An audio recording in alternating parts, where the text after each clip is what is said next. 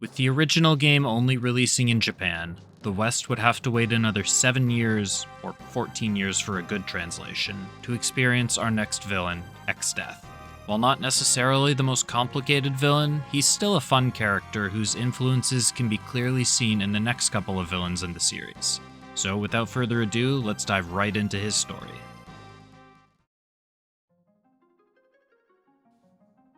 Enuo was an immortal warlock who existed 1,000 years before Final Fantasy V, but he traded his immortality for the power to control the Void. Enuo tried to use this power to take over the world, but the people of Planet R rebelled against him. After a long battle using the power of the 12 legendary weapons, Enuo was defeated and engulfed by the Void. Despite Enuo being gone, the Void he created remained, and so to stop anyone from being able to access the Void, the crystals were split in two, alongside the world as a last resort, with the Void remaining in the interdimensional rift between the two new worlds.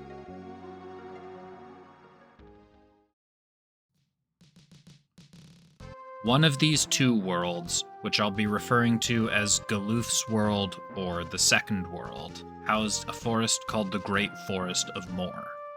In this forest, there was a certain tree that was being used to seal away evil spirits, but due to the concentration of malevolence that had now been built up in that tree, 500 years after the worlds had been split apart, the tree had become a sentient being, Exdeath.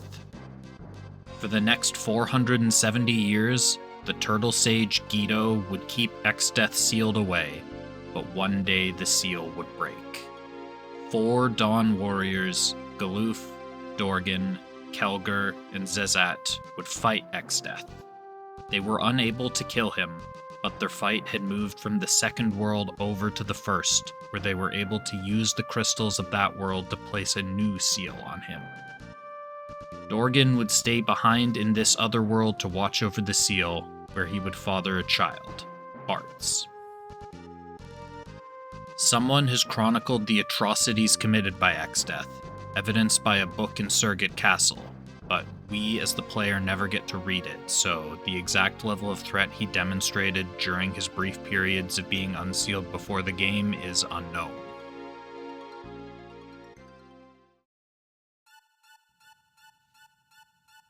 Over the next 30 years, the crystals in Bartz's world would weaken due to the various kingdoms' heavy reliance on them.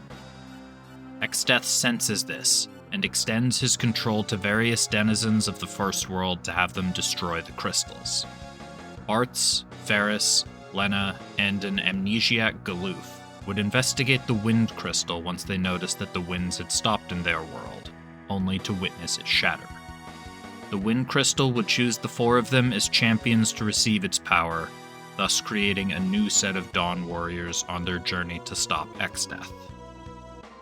At each of the crystals, they would encounter someone or something possessed by Exdeath, there to destroy the crystal.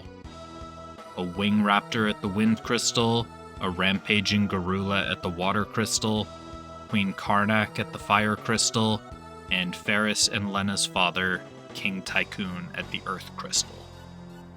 After all the crystals had been broken, Galuf would regain his memories about how he was originally from the other world and ride his meteorite back there, with the rest of the group eventually following him. In the Second World, with the crystals sealing him away now broken, Exdeath was free from his shackles and began his reign of terror. We don't have any details about the exact events from Exdeath's awakening until Bartz's arrival in the Second World, but when we arrive, Exdeath has already set up his stronghold in his castle, and alongside his right-hand man, Gilgamesh, he instills fear in everyone of the Second World. Bartz, Ferris, and Lena are almost immediately captured and taken to the dungeons of Exdeath's castle. Galuf sneaks in to rescue them, and is attacked by Gilgamesh outside of the cell, although Gilgamesh retreats fairly quickly, allowing Galuf to break the 3 of them out of there. Gilgamesh attacks them once again at the big bridge while they are escaping, where he puts up much more of a fight, but once again flees rather than letting himself be defeated. After passing through the big bridge and saying goodbye to the franchise's best song for now,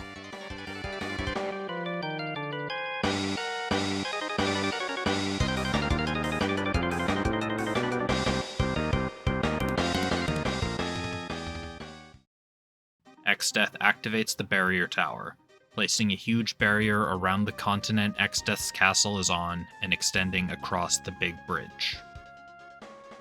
The Dawn Warriors would seek out Guido, the turtle sage who had kept Exdeath sealed for so long, but upon reaching the island his cave was located on, Exdeath causes an earthquake, causing the island to sink to the bottom of the ocean.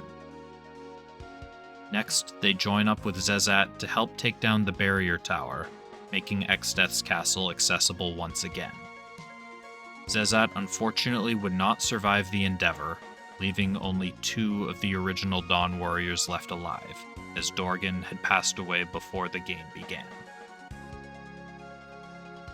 Equipped with Zezat's submarine, the Dawn Warriors are now able to access Guido's cave, where he tells them all about Exdeath's origins and points them towards his next likely location, the Great Forest of Moor.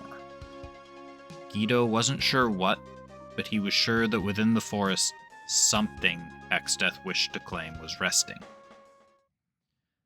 As they explore the forest, Exdeath sets fire to it, raising most of it to the ground save for one tree, the Guardian Tree.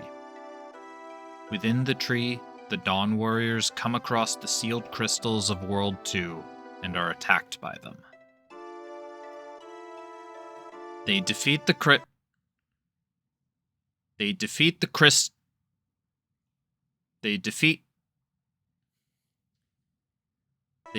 crystals, but unfortunately this is what Exdeath wanted. He praises them for once, and thanks them for saving him the trouble. With the last of the seals placed on Exdeath now broken, he is able to unleash his full power. He takes command of the crystals and uses them to incapacitate the Dawn Warriors. Galuf's granddaughter Kryl senses something bad is happening to Galuf and comes to their aid. She is temporarily able to disable Exdeath, but he manages to recover and ensnares Kryl using his magic. Seeing his granddaughter in danger, Galuf manages to withstand the crystal's power and stands up to charge at Exdeath. He takes on Exdeath all on his own and manages to go toe-to-toe with him and withstand Exdeath's assault through sheer force of will, threatening to destroy Exdeath even if he has to personally escort him to the afterlife. Galuf manages to force Exdeath to flee, but unfortunately at a great cost. The injuries he sustained in the fight were too great, and despite all the cure magic in the world, Galuf succumbs to his wounds, leaving Kelger as the only original Dawn Warrior remaining. Kryl inherits Galuf's status as a new Dawn Warrior, and takes his spot in the quest to destroy Exdeath. With nothing else standing in their way, the 4 of them take the fight to Exdeath's castle.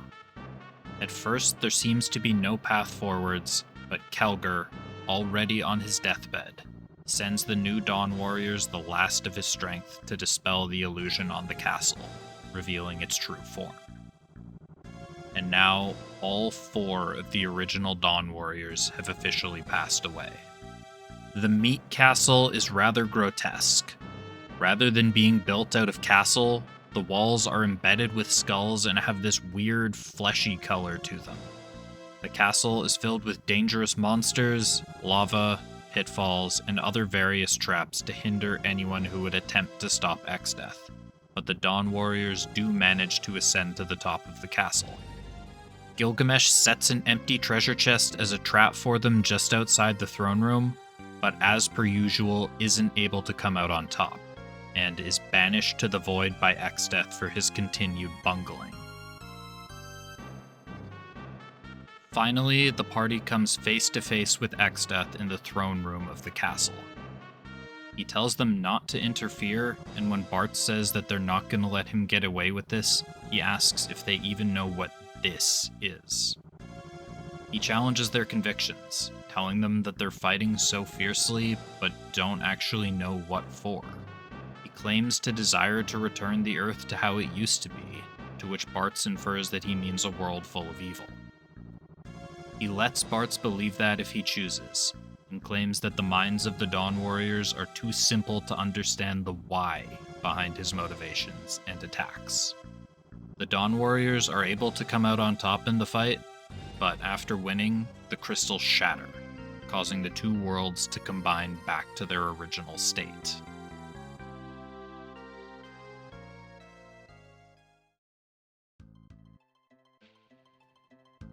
In the combined world, Bartz, Ferris, and Kryl head to Guido's cave in search of answers to what was going on. On the way, Kryl notices a splinter bothering her. Guido tells them the tale of Enuo, the Void, the legendary weapons, and why the world was split in two. Kryl's splinter continues to bother her, and suddenly it pops out of her, revealing itself to be Exdeath, who had transformed into a splinter waiting for the exact right moment to reveal himself. Now that they had understood the Void, they finally had the knowledge to understand Exdeath's true goal: to take the sealed power of the Void for his own. With the worlds recombined, the interdimensional rift containing the Void was no longer sealed. Released from its 1,000-year prison, the Void emerges in the combined world and engulfs Castle Tycoon.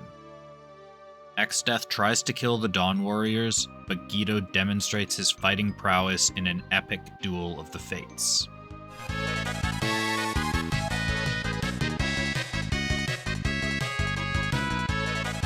His strength surprises Exdeath, and Guido legally distinguishes himself from the Teenage Mutant Ninja Turtles, before Exdeath scatters them from the cave and teleports off. The Dawn Warriors and Guido then head to the Library of the Ancients, where he tasks them with finding the 12 legendary weapons used to seal Enuo, alongside the ultimate spells and summons, in order to have the firepower capable of handling Exdeath. The Dawn Warriors recover the first tablet to unseal the legendary weapons from the Pyramid of Mor, and as they return past the Guardian Tree, Lena is dropped off with the party by her Winddrake. Exdeath also shows his face here, where he commands the demon Melusine to possess Lena and fight the Dawn Warriors. He flees and leaves Melusine to distract them. Melusine is defeated, but she buys Exdeath enough time to unlock the power of the Void. The Void breaks through into the world and consumes large portions of it, taking out locations like Waltz, Lix, History, and Moogle Village. You ever get so mad that your hometown has been consumed by the Void that you fly an airship around the world like 5 times out of frustration? Yeah, me neither. In the interdimensional rift, Exdeath calls upon the demons dwelling within, and has them serve as his guardians and obstacles for the Dawn Warriors as they try to acquire the legendary weapons it summons. Wendigo is sent to guard the tablet in the Island Shrine. Phobos, Nereid, and Triton are sent to guard the tablet in the Deep Sea Trench, and an unnamed red demon is sent to guard the tablet in Istory Falls, though it is defeated by Leviathan before the Dawn Warriors manage to fight it. The rest of the demons stay in the rift, guarding the path to Exdeath to buy him as much time as possible to enact his plans. Califisteri attacks in the forest section, Apanda in the library, and the castle has a whole host of demons. Catastrophe and Azalmagia can be found in the dungeons, Halicarnassus guarding the throne room, and Twintania on the roof, guarding the path to the final section of the rift. The last area only has one demon, Necrophobe, although Gilgamesh can make one last attempt to stop you before betraying Exdeath and aiding the Dawn Warriors in taking down Necrophobe. And then, finally, there's Exdeath. All the way in the depths of the interdimensional rift, we find and confront him, and he transforms back into his original form, a tree. Fully empowered, he begins rapidly sending the Void out to consume the world outside, before consuming the Dawn Warriors as well.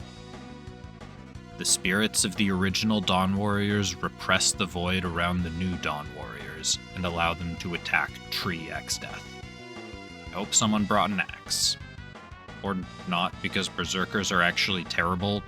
Seriously, I did a 2 Berserker 4-job Fiesta once, and Neo Exdeath was one of the most miserable experiences I've had in gaming. After being defeated in his tree form, Exdeath becomes engulfed in the void. Going even further beyond, he sheds his goals, his desires, and awakens to his ultimate form, Neo Exdeath. Given that he has already been engulfed by the void, his new goal is to take down everything with him.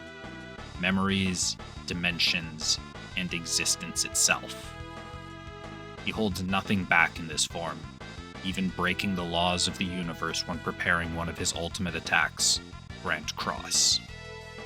The Dawn Warriors eventually come out on top and manage to put a halt to Neo Exdeath's existence-destroying plans. The ending has some slight variations depending on if everyone survived the battle with Neo Exdeath or not. Anyone who is KO'd as the final blow is struck is left behind when the party escapes the interdimensional rift and is presumed to have been consumed by the void.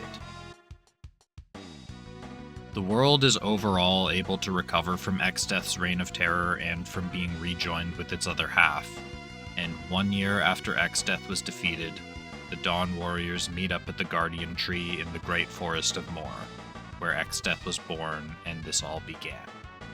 Anyone who didn't survive the fight against Neo Exdeath is brought back to our world by the spirits of the Dawn Warriors, and the 4 of them embark on another adventure in a world free from Exdeath.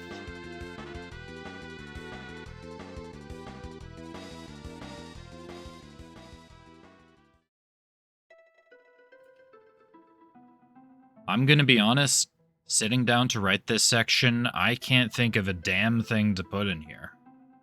Exdeath isn't exactly a complicated character and doesn't really have clear motivations other than being evil for evil's sake. I said it in the Kefka video, but it applies doubly so here. Exdeath is a product of his time when Square just wasn't as focused on developing their characters quite as much. And I'm sure I'm gonna run into a similar issue covering the villains for the rest of the early Final Fantasies as well. Although I do want to point out that for as much credit as Kefka gets for being the villain that won, or Sephiroth gets for permanently killing a party member, Exdeath did it first. Okay, but seriously, Exdeath being a simpler character is actually somewhat justified by the story. As an amalgamation of evil spirits, Exdeath was pretty much born as evil personified, so he doesn't necessarily need any more motivations to be evil. Perhaps if we had some information about some of the spirits that have been sealed away, we could glean some information that may have been kept as the spirits formed Exdeath, but no such information is given, so we just have Exdeath as evil for evil's sake, mainly. His final form, Neo Exdeath, looks like an abomination that seemingly makes no sense at first. But again, thinking of Exdeath as an amalgamation of evil spirits, we can make some sense of it. Neo Exdeath could be thought of as his true form. After shedding his armor, we see what was hidden underneath, and what's left is a mix of the spirits that were sealed away in the tree. These evil spirits come in all forms. We see humans, dragons, beasts, and the in-game flags play along, with the bottom segment being humanoid, the stomach being a magic beast, and the back being a dragon.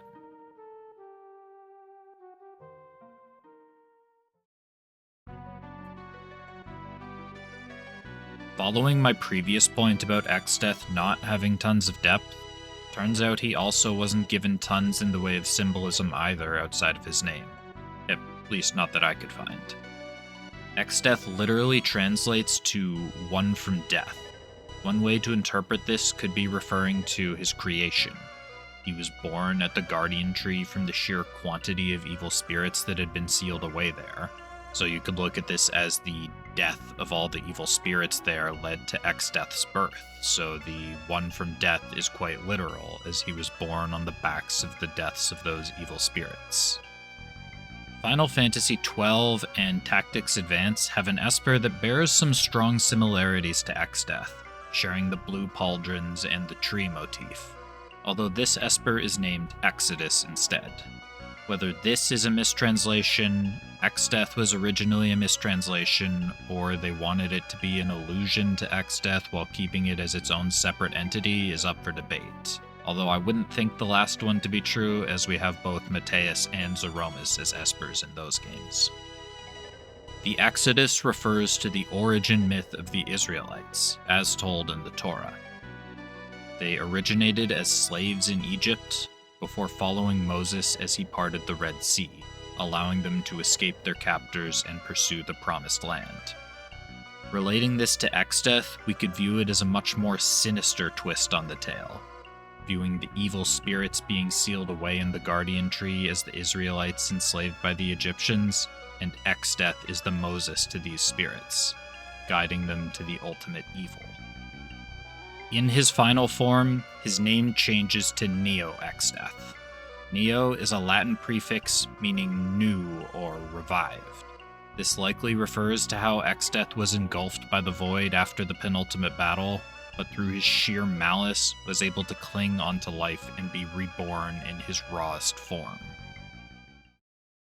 His underlings, Gilgamesh and the demons of the Rift, also contain various references.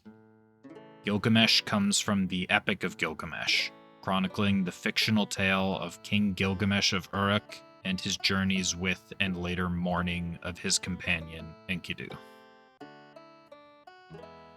Melusine is a creature in European folklore. She was cursed by her mother to transform into a half-human, half-serpent every Saturday, and would be capable of great things and bear many children if she married a man who would not gaze upon her in this form. But if he peaked, then she would have to painfully lament whenever the nearby fortress changed hands or an heir to the family had died. A Wendigo comes from Algonquin folklore, and is a spirit which is said to possess humans, causing them to feel insatiable hunger and the desire to eat human flesh. Modern psychology has a term called Wendigo psychosis, characterized by an intense craving for human flesh or fear of becoming a cannibal. Triton, Nereid, and Phobos all come from Greek mythology. Triton was the god of the sea and the son of Poseidon and Amphitrite. A Nereid is a sea nymph, specifically one of the 50 daughters of Nereus and Doris, and Phobos is the god and personification of fear and panic, and the son of Ares and Aphrodite. They are also the names of various moons in our solar system, with Triton being the largest moon of Neptune, Nereid being the third largest moon of Neptune, and Phobos being the larger of Mars's 2 moons. Calofisteri. Okay, I've got nothing. The wiki has nothing, I can't find anything on any forums, Google isn't suggesting any deities, although it did ask if I meant Callisto, a Greek nymph and daughter of King Lycan, so I don't know, perhaps there's something there. Apanda could be a reference to the Greek word apanta, which translates to completed works, and given that it's found in the library section of the Rift, this could make sense. Alternatively, the anthology port of 5 translates its name as Apprehender, potentially referring to how it was apprehended by the book it's found in. Although this translation includes such gems as Carl Boss and Wyburn, so I'm not overly confident in this interpretation. Azilmagia translates from both Spanish and Portuguese to blue magic, which is fitting for him, as every single one of his attacks is from the game's blue magic table, and you can even teach him new spells during the fight similar to how you would learn them. In Japanese, his name is Apocalypse, which traditionally refers to a literary genre in Judeo-Christian lore, where a supernatural being reveals cosmic mysteries or the future to a human. More modernly, however, it's used to refer to a world-ending event. And speaking of world-ending events, next up is catastrophe. Coming from Greek, catastrophe was originally defined as the final event of the dramatic action, especially that of a tragedy.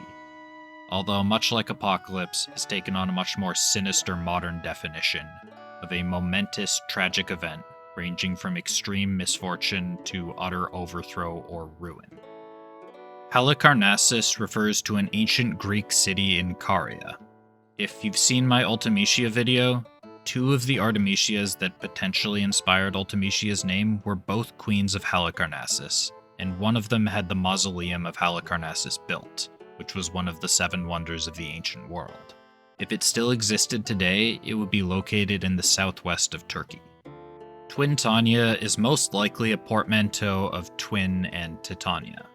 Titania was a character from A Midsummer Night's Dream by Shakespeare, where she was queen of the fairies and wife to King Oberon. She has an enchantment placed on her by Puck, and falls in love with Nick Bottom, who was also a victim of Puck's trickery and given the head of a donkey. And finally, we have necrophobe. A necrophobe would be someone who suffers from necrophobia, which is the irrational fear of dead organisms or anything associated with death. In the depths of the interdimensional rift, Exdeath takes on the form of a tree before fighting the party, and this tree has drawn comparisons to the world tree Yggdrasil. Yggdrasil is an important figure in Norse mythology, as it's said to be a sort of hub between the 9 worlds.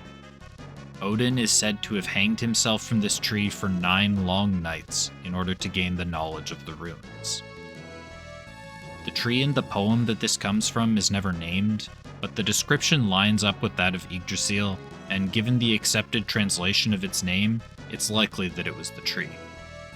Ygg is one of Odin's aliases, meaning terrible one, and Drasil means horse, giving the tree the name Odin's horse.